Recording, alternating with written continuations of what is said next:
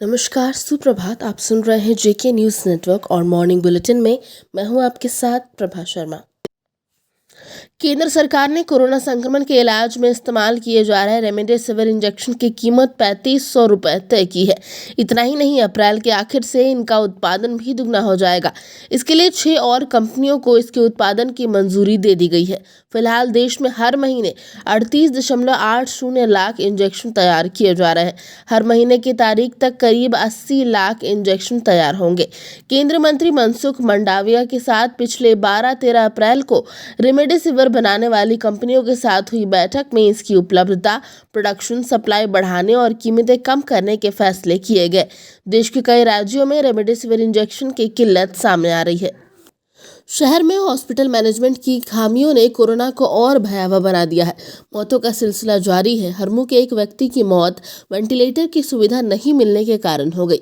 परिजन अस्पताल प्रबंधन से गिड़गिड़ाते रहे कि वेंटिलेटर की सुविधा दूसरे अस्पतालों में भी नहीं है, यही कुछ करे। पर अस्पताल में बताया गया कि वहाँ वेंटिलेटर खाली नहीं है, जबकि हकीकत ये है कि सदर अस्पताल में 51 वेंटिलेटर खाली पड़े थे। पर समस्या ये थी कि इसे चलाने के लिए एक्सपर्ट नहीं थे। दूसरी ओर रिम्स में 31 वेंटिलेटर की जरूरत शाम तक बनी हुई थी, लेकिन यहाँ वेंटिलेटर ही नहीं थे। सरकार को रिम्स को 50 वेंटिलेटर उपलब्ध कराने थे, जो नहीं हो सका। जबकि रिम्स में वेंटिलेटर को चलाने के लिए 80 सीनियर एसआर और जेआर समेत अन्य एक्सपर्ट उपलब्ध हैं। सवाल ये है कि सदर के इन वेंटिलेटरों को रिम्स में ही क्यों नहीं पहुंचा दिया गया, या फिर रिम्स के कुछ एक्सपर्ट सदर में क्यों नहीं भेजे गए। महाराष्ट्र में बुधवार रात 8 बजे से 15 दिन का लॉकडाउन जैसा कोरोना कर्फ्यू लागू हो गया है। इसे देखते हुए झारखंड, बिहार सहित अन्य राज्यों के श्रमिकों का पलायन शुरू हो गया है। गुरुवार को सुबह 3:30 बजे मुंबई से 1700 श्रमिकों को लेकर स्पेशल ट्रेन हटिया पहुंचेगी। चूंकि ये उस शहर से आ रहे हैं जहां 100 में से 25 लोग कोरोना संक्रमित हो गए हैं, इसलिए इनकी जाँच जरूरी है। लेकिन यह तभी संभव होगा जब सभी श्रमिक ट्रेन से हटिया स्टेशन पहुंचे। उनके रविवार को भी मुंबई से एक ट्रेन आई थी, जिसमें रांची के 184 यात्री थे। लेकिन धनबाद में कोरोना जांच की तैयारी पूरी नहीं हुई तो ट्रेन नियमा घाट स्टेशन पर रोक दी गई और जांच के डर से 154 यात्री वहीं उतरकर गायब हो गए। झारखंड में कोरोना के मरीज लगातार बढ़ रहे हैं। बुधवार को 3198 नए मरीज मिले। इनमें से 1273 रांची के हैं। कुल 31 लोगों की मौत भी हुई, जिनमें रांची के 7 और जमशेदपुर के 9 लोग शामिल हैं। इस बीच कोरोना के यूके म्यूटेंट स्ट्रेन और डबल म्यूटेंट स्ट्रेन की झारखंड में एंट्री हो गई है।